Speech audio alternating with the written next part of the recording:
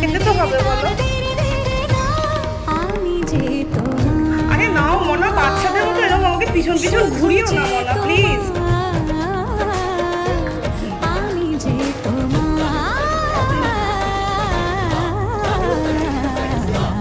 এরকম ধরো।